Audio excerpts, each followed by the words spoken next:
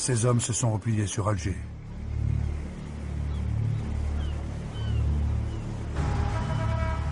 C'est désormais là, au cœur de la plus française des villes d'Algérie, qu'ils vont mener la guerre. Yassef Saadil, le chef du FLN à Alger, l'affirme. C'est à Alger que tout doit maintenant se passer.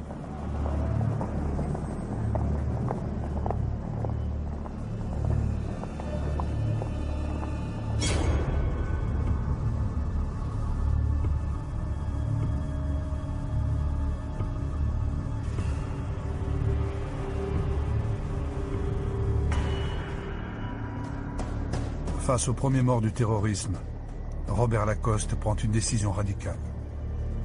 Il fait appel à l'armée pour maintenir l'ordre et investit le général Massu des pouvoirs de police. Lui aussi a combattu en Indochine.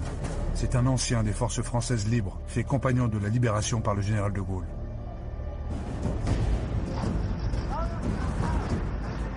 Le 7 janvier 1957, avec le colonel Bijard, il prend possession de la ville avec ses 8000 parachutistes.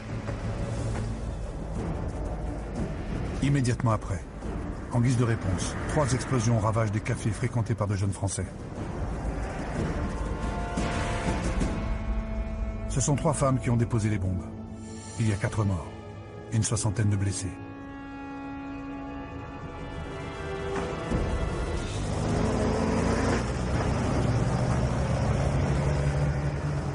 Deux jours plus tard, le FLN décide de démontrer son soutien dans la population.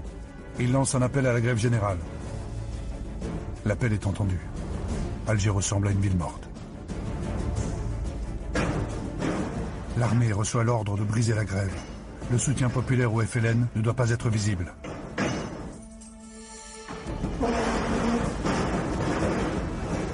En quelques heures, Massu redevient le maître de la ville. Les parachutistes sont partout. Ils quadrillent la ville, fichent, contrôlent, fouillent, avec une attention particulière pour les femmes.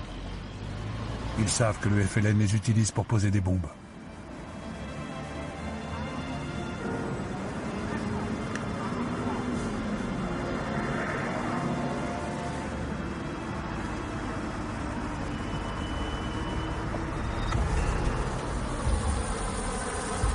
C'est dans la Casbah, où vivent des centaines de militants du FLN, que la répression est la plus vigoureuse.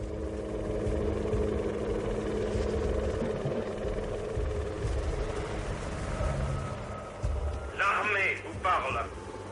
Vous savez que des éléments extrémistes tentent de semer l'agitation dans votre ville. Ne vous laissez pas entraîner par ces individus.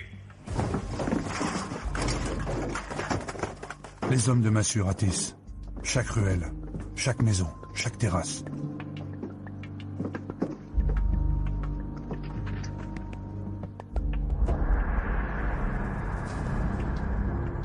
À défaut d'être coupable, tout le monde est suspect.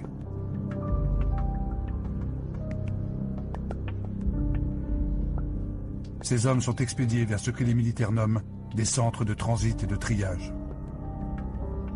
Des lieux d'interrogatoire où en réalité se pratique la torture. Comme ici, à la Villa Cecchini.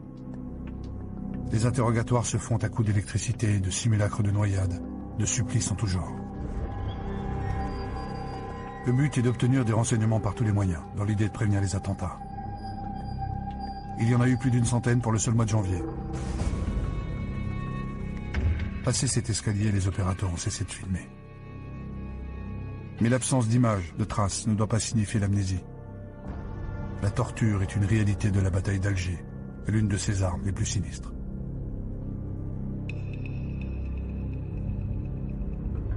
Des caméramans est-allemands ont filmé le moment d'après, quand le choc physique est devenu choc psychologique.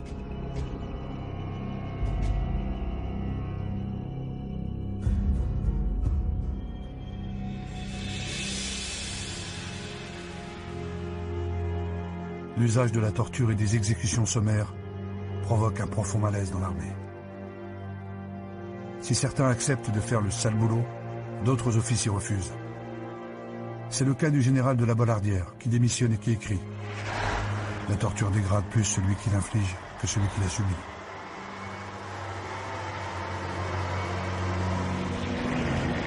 La torture, elle se généralise à tout le territoire.